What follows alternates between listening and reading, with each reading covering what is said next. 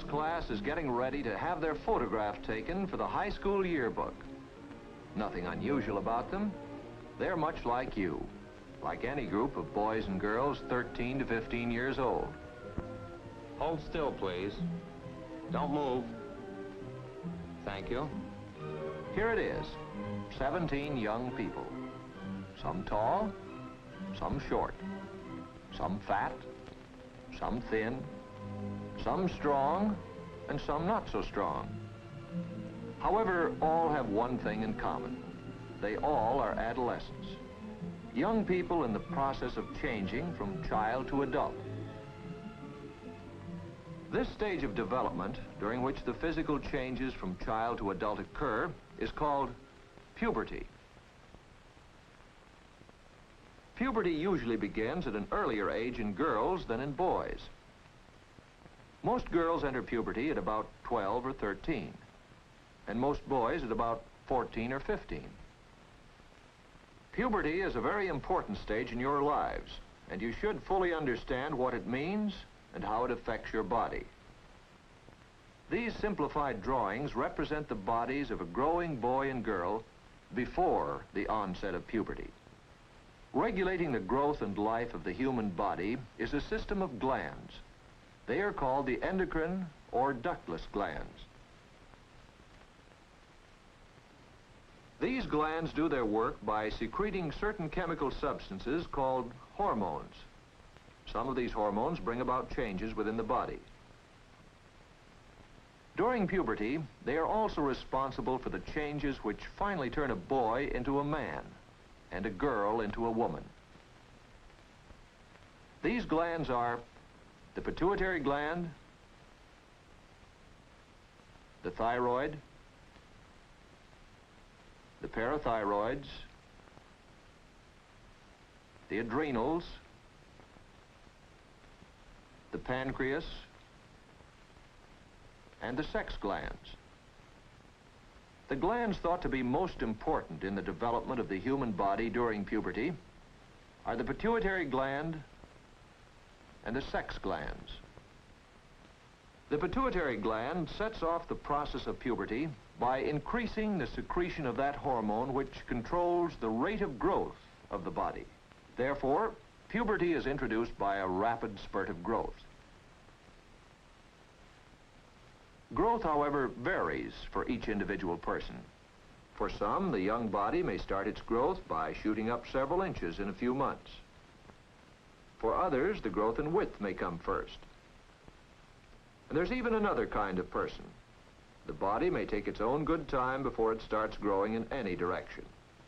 However, the proportions of the body usually become balanced when the process of puberty is completed.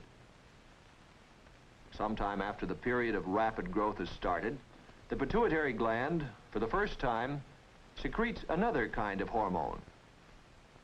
This new hormone influences the sex glands in both sexes. In the male, the sex glands are called testes. In the female, ovaries. The sex glands now increase their own production of hormones with the result that the physical differences between boys and girls become more pronounced. In the boy, the larynx and the vocal cords change so that his voice acquires the deeper pitch of a man's voice. The shoulders become broader, the thighs grow longer, and the muscles become stronger. Hair begins to grow on the face, under the arms, and in the pubic area. Perspiration also increases. The girls also change. The hips broaden out, the thighs and shoulders become rounded, the pubic hair and underarm hair begin to grow, and the breasts begin to develop. Sometimes one breast will mature more rapidly than the other. This occurs quite often and is no cause for concern. But these developments of puberty do not always happen at the same age. It is perfectly normal that some boys and girls develop sooner, others later. Therefore, whether you're among the early or the late ones, don't let it bother you. Also, for some boys, pubic hair may be the first sign of puberty. In others, the change of voice. And for some girls, the development of breasts may indicate the beginning of puberty, while in others, this may be the last development to occur. In addition to these developments, another change occurs at puberty. The sexual apparatus begins its full development. In the male, the external reproductive organs consist of the penis and the scrotum. The scrotum contains the testes.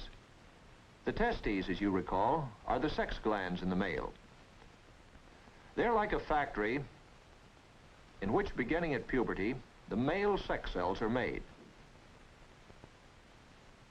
These sex cells are called spermatozoa, or sperm cells. For the next 30 or 40 years, or even longer of the male life, these sperm cells are constantly being formed in the testes. They are stored in a long tube that is folded to fit within the scrotum. Millions of sperm cells are stored in this tube, from which some of them may be discharged from time to time during sleep. From this reservoir, the sperm cells travel through the seminal ducts. Here, fluids from various glands are added to form the semen. The semen, containing the sperm cells, passes through the urethra, sometimes called the urethral canal, and out of the penis. The semen, in the last part of its journey, travels the same route taken by the urine coming from the bladder. Now let's consider the female reproductive organs. Seen from the outside, they consist of several folds of skin called the labia. Unlike the male, the sex glands of the female, the ovaries, are located well within the body. At puberty, the ovaries begin to discharge eggs. These eggs, called ova, are the female sex cells, and they continue to be discharged for the next 30 years or so. Many eggs grow in the ovaries, but usually only one matures about every 28 days. When an egg matures, it breaks through the wall of the ovary and enters this tube, the fallopian tube. This breaking through of the egg is called ovulation. The mature egg travels slowly through the fallopian tube toward the uterus. At the same time, the lining of the walls of the uterus becomes enriched with blood. If sperm cells from a male have been introduced into the vagina, they must travel up through the uterus and into the fallopian tubes. It is in the fallopian tubes of the female that fertilization usually takes place. Fertilization is the process whereby a single male sperm combines with a female egg to produce a new human life. The fertilized egg then moves on and attaches itself to the walls of the uterus. The baby is developing in the uterus of the mother.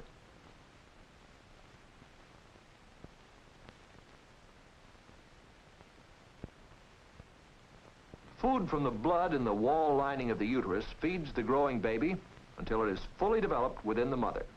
There is no direct connection between the blood of the mother and the blood of the baby.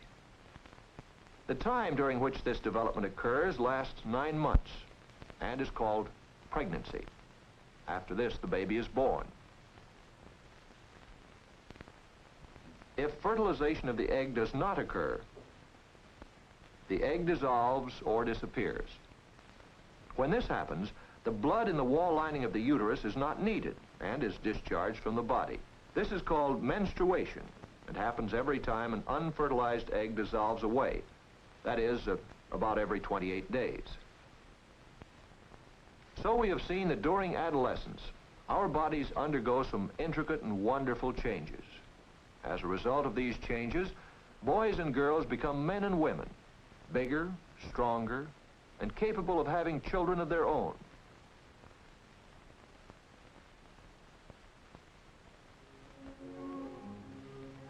Adolescence is the time of transition from childhood to adulthood, giving you the privileges, as well as the responsibilities, of a mature human being.